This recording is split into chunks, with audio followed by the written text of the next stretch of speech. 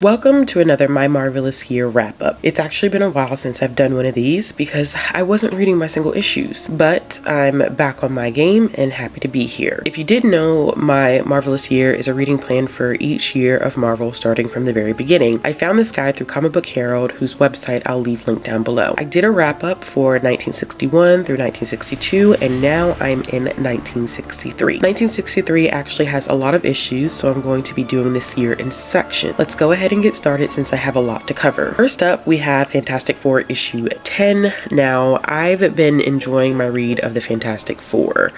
Of course, the writing style is a little tricky and can get quite convoluted, but for the most part, I'm really into their various adventures. Now, this issue starts with Sue, Reed, and Johnny trying to rescue the Thing, supposedly because he set off the flare or warning signal indicating that he needed assistance. Of course, he doesn't. We simply find him there with Alicia going over some carvings she's made of the Fantastic Four's enemies. Now, I found this issue particularly interesting not only for the overall plot, but also because Lee and Kirby break the fourth wall to the point of no return. Enter one of the greatest supervillains of all time, Dr. Doom.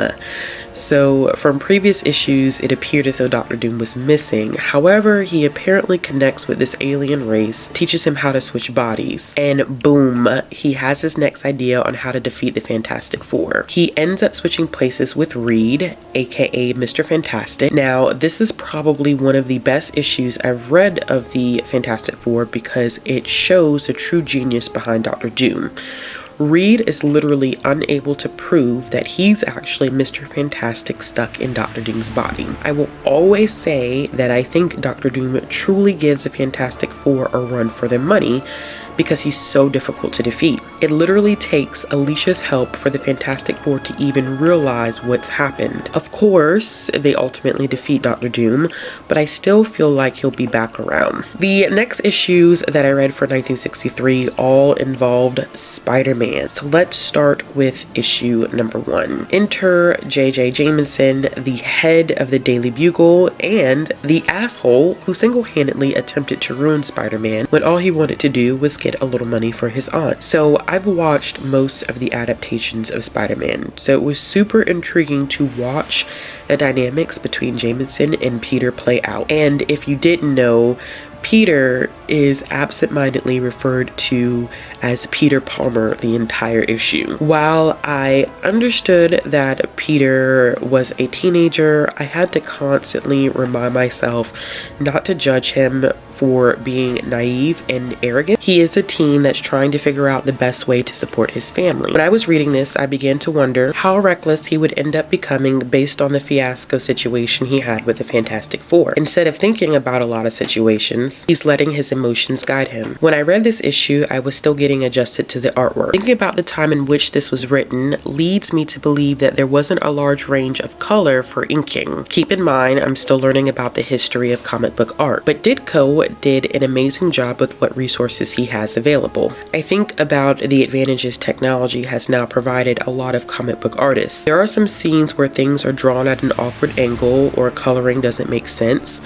Spider-Man's web is always black, but for the most part, it guides the story in an interesting way and quite frequently reminds me of some of the popular cartoons of the 60s. Next up, we have The Amazing Spider-Man issue number 2. So I think I enjoyed this a lot more than the first issue, and I think it's because Peter seems to use his head more in this issue than in the first. It's amazing to see 3 different sides to Peter Parker. There's internal Peter, vocal Peter that we see in dialogue, and Peter as Spider-Man. There are definitely 3 different voices, and it's interesting to see them at play. I think that his internal voice annoys me just a little because it's full of so much doubt.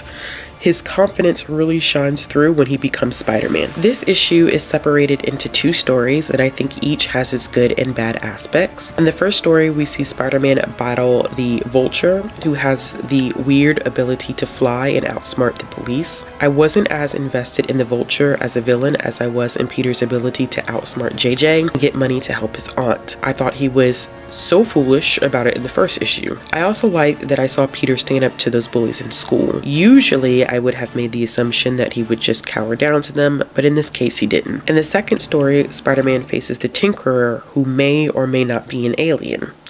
I was definitely more invested in the narrative of the villain in this story than in the first. I think this second story is a clear illustration of the obsession America had with aliens, science, and space travel during that time. Overall, I thought both were interesting and well written. For some reason, it felt like Ditko's art improved. There were still some areas that appeared a little clunky, but for the most part, he did a good job. Has anyone noticed that he seems to have an aversion to drawing eyes? Everyone either had really small eyes or no eyes at all. And last but not least, issue number 3 of The Amazing Spider-Man. This was an interesting installment to the Spider-Man series. I've seen Dr. Octopus in the movies, but it was really intriguing to see his origin story and his first battle with Spider-Man. I think as a reader of these older comics, I'm still trying to figure out whether I'm really a fan of Spider-Man or not. I've enjoyed reviewing his origin story through the creations and brilliant mind of Stan Lee.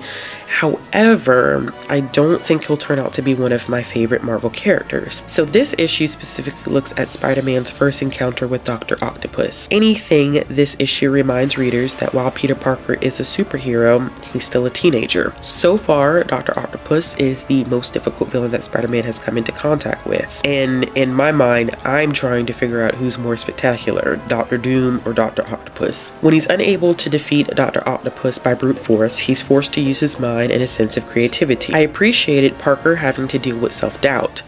It makes him more human and more relatable as a character. And it also leads to an interesting pairing between him and the Human Torch. Once again, readers are also exposed to 3 versions of Peter Parker. There's Peter Parker as Spider-Man, the internal dialogue of Spider-Man/Peter Parker, and then teenage Peter Parker. The differences between the 3 really do stand out in this issue. One thing that I didn't really enjoy about this issue is closely related to the excess use of internal dialogue. There didn't seem to be a lot of conversation occurring between characters.